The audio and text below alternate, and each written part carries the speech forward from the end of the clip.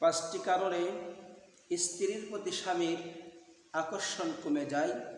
1 নম্বর, স্বামী যা বোঝায় স্ত্রী যদি তার উল্টো বোঝে।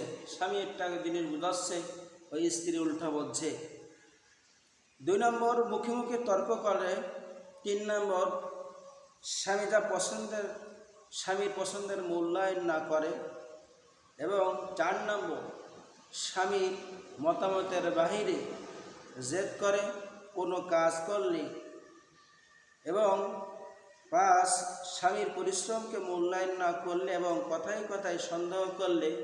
এই 5টা কারণে স্ত্রীর প্রতি স্বামীর আকর্ষণ কমে যায়। এজন্য মা বোনদেরকে বলবো,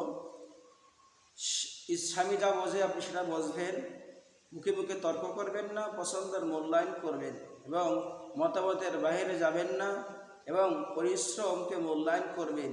এগুলো করতে পারলে আপনার স্বামী আপনাকে পাগলের মতন ভালোবাসবে। আল্লাহ তাআলা আমাদেরকে আমল করার তৌফিক দান করুক। আমিন।